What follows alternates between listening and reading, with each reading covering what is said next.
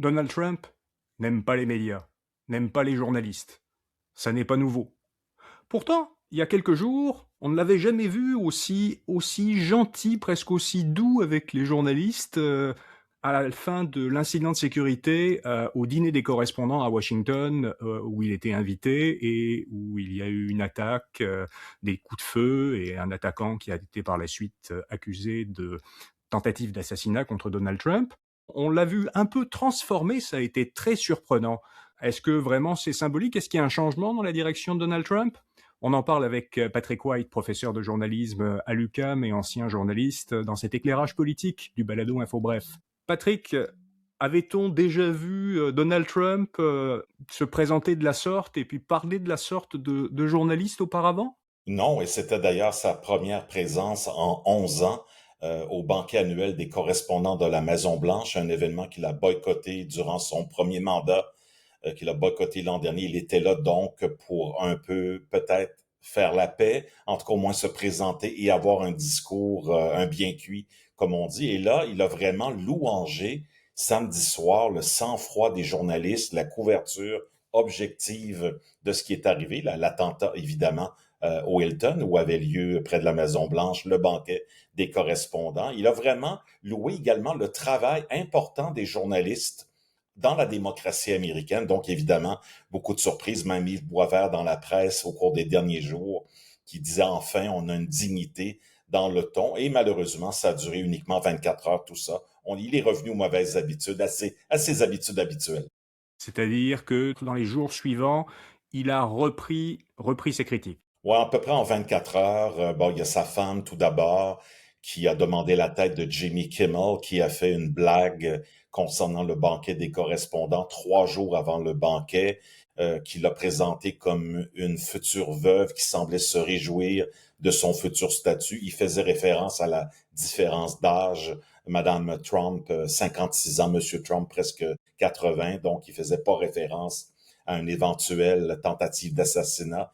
Donc, Jimmy Kimmel qui se retrouve dans l'eau chaude parce que Donald Trump a demandé également à ABC de le licencier. Je rappelle que Jimmy Kimmel est un animateur de fin de soirée, c'est un humoriste essentiellement, c'est pas un journaliste, c'est pas un présentateur d'affaires publiques. Il avait déjà été suspendu par ABC en septembre dernier pour des propos controversés à la suite de l'assassinat de Charlie Kirk. Et je rappelle également qu'ABC est une filiale de Disney, qui est un grand groupe mondial. Donald Trump a demandé la tête à Jimmy Kimmel et là, M. Trump a demandé au président du CRTC américain, ça s'appelle le FCC aux États-Unis, de lancer une enquête sur les licences des stations affiliées à ABC sous prétexte qu'elles font trop la promotion de l'EDI, équité, diversité, inclusion aux États-Unis, ce qu'on appelle le DEI. C'est évidemment Monsieur Trump chasse les woke depuis 1 an et demi. Il est contre tout ce qui est diversité et inclusion.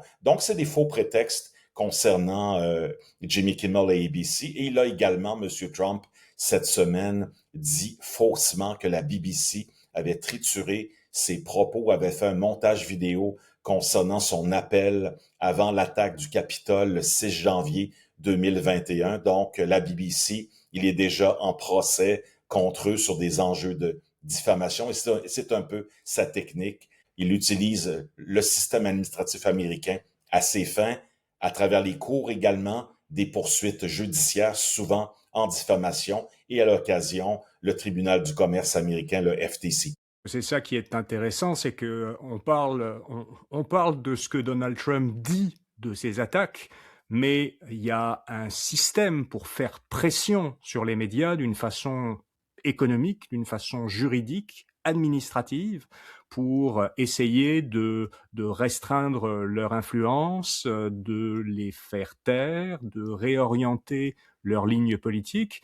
Et ça se fait de façon très active en utilisant des instruments administratifs. Il y a eu plusieurs poursuites, tu l'as dit, dans les dernières années. Oui, absolument. Des poursuites contre CBS, contre l'émission Fast 60 Minutes, contre la BBC, contre le Wall Street Journal, contre le New York Times. Donc oui, effectivement, des poursuites judiciaires et de l'intimidation via des sociétés d'État, comme par exemple le CRTC américain, qui s'appelle le FCC, qui supervise et émet les licences pour les télévisions généralistes, hein, ABC, CBS, Fox, NBC, des stations qui existent depuis plus de 80 ans. Donc, c'est de l'intimidation via des organismes réglementaires américains et évidemment, le dernier en liste, le FTC, c'est le Bureau de la concurrence américain qui a approuvé, entre autres, la fusion Warner-Paramount, alors qu'on s'enlignait pour une fusion Paramount-Netflix. Et évidemment,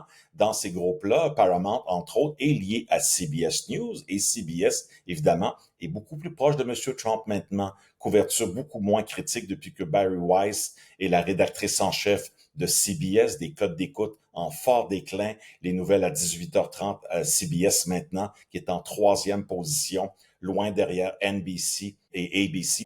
Donc, on voit qu'il y a un impact du côté du Washington Post également, avec Jeff Bezos, propriétaire, milliardaire, propriétaire d'Amazon et évidemment du Washington Post, de grands licenciements dans les derniers mois, pas eu d'éditoriaux pour le choix, la suggestion éditoriale du Washington Post il y a 1 an et demi pour l'élection présidentielle de l'an dernier. Donc, un Washington Post qui s'est beaucoup rapproché de M. Trump pour servir les intérêts du milliardaire qui est M. Bezos. Pareil du côté de Paramount, dirigé par la famille Ellison, extrêmement proche de M. Trump également. Donc, il y a des enjeux qui sont géopolitiques, mais aussi très importants au plan financier. Et M. Trump joue avec tout ça pour faire de l'intimidation et calmer le jeu, essayer de contrôler davantage le narratif des médias traditionnels. Donc il y a une pression économique qui est mise sur les grandes entreprises qui possèdent des médias, et parfois les médias d'information ne sont qu'une partie de ce qu'ils possèdent. Quand on est Disney, ABC, la chaîne de télévision et les stations locales, c'est important, mais ça n'est pas ça qui ramène l'essentiel des revenus de Disney, et donc ces entreprises-là sont un peu vulnérables. Elles peuvent être un peu prêtes à sacrifier certaines choses du point de vue des médias d'information pour leurs profits plus généraux. Mais il y a aussi des pressions, des actions qui sont posées par rapport aux journalistes eux-mêmes pour essayer d'avoir plus de contrôle sur la couverture, notamment du Pentagone ou de la Maison-Blanche. Oui, exactement. Alors, de graves reculs depuis l'arrivée de Donald Trump au pouvoir en janvier de l'an dernier. L'Associated Press, la plus grande agence de presse au monde et la principale agence de presse aux États-Unis, fondée en 1841, à mon souvenir, qui n'a plus accès au bureau ovale depuis 1 an, c'est devant les tribunaux. Également, tous les médias qui étaient à la tribune de la presse du Pentagone ne peuvent plus travailler sur place parce que le Pentagone a instauré des normes inacceptables, c'est-à-dire la révision préalable des articles et des contenus par le Pentagone. Alors évidemment, les journalistes ont quitté et ils n'ont plus accès maintenant à la tribune de la presse du Pentagone. Ce sont 2 exemples, mais le reste, c'est de l'intimidation via les réseaux sociaux, via les influenceurs, via évidemment Fox News et d'autres médias qui sont évidemment moins critiques de Donald Trump ou tout simplement pro-républicains. Donc, le travail de journaliste très difficile aux États-Unis plus que jamais et énormément de petits médias locaux qui ont fermé dans les dernières années. Et également le Pittsburgh Post-Gazette qui a fait faillite il y a quelques semaines, qui vient d'être racheté par une entreprise locale. Également NPR qui a perdu son financement, c'est la radio publique américaine. PBS également a perdu une grosse partie de son financement. Dans le cas d'NPR, on a eu 113 millions de dollars récemment de philanthropie de la part d'Américains riches. La philanthropie aide beaucoup les OBNL et les médias démocrates en ce moment. On voit que c'est une porte de sortie, mais c'est pas comme ça qu'on fait des médias durables. Et dans le contexte de polarisation en ce moment, on voit que la guerre des médias envers M. Trump et vice-versa est loin d'être terminée. On voit que c'est un deuxième mandat qui est très différent du premier, mais il y a une continuité, c'est-à-dire que pour M. Trump, les médias sont l'ennemi du peuple. Et ça, c'est très dur à accepter pour les médias traditionnels qui ont été habitués depuis très longtemps à quand même une certaine collaboration avec la Maison-Blanche.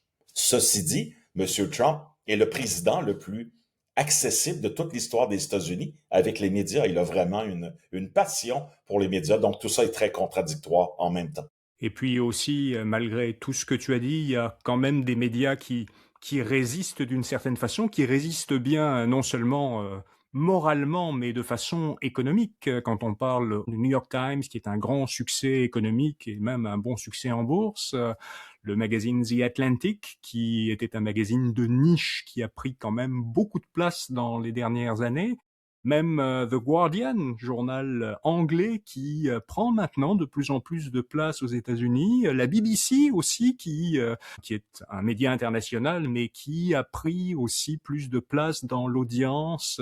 Donc, il y a quand même des médias qui réussissent à prospérer dans cet environnement. Absolument. Wired, par exemple, le magazine Wired qui couvre la politique à temps plein maintenant, Axios également, Politico, qui sont des succès commerciaux avec des modèles d'affaires bien établis. Dans le cas du New York Times, on a réussi à doubler le nombre de journalistes à l'intérieur de la salle au cours des 10 dernières années. On est passé de 1400 à 2500 journalistes au New York Times depuis 10 ans et les abonnements fracassent des records à chaque année. Donc, l'effet Trump est très positif pour le New York Times, également pour le paywall du Wall Street Journal, donc l'abonnement payant. Les augmentations de lectorat numérique pour le Wall Street Journal sont très importants.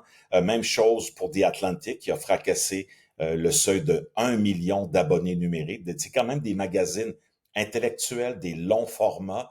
Donc, un renouveau pour certains magazines plus démocrates aux États-Unis. Et également, on voit que les agences de presse comme Bloomberg s'en tirent très, très bien également. Le plus dur, c'est pour les journaux et les télés traditionnels. Les revenus ne sont plus au rendez-vous. Donc, les ABC de ce monde, les CBS de ce monde ont des codes d'écoute en fort déclin, et surtout CNN, qui n'a même pas une seule émission qui atteint 1 million de téléspectateurs, très, très loin derrière Fox News, par exemple. Merci Patrick. On te retrouve mercredi prochain, 6 mai, pour un prochain éclairage politique dans le flux du balado Info Bref. Tous les matins, Info Bref vous résume l'essentiel des nouvelles en 5 minutes dans son infolettre Info Bref Matin et sa version audio en balado. Vous trouverez les liens dans les notes de cet épisode ainsi que le lien vers l'infolettre quotidienne de Patrick White sur l'actualité des médias. Merci beaucoup, à très bientôt.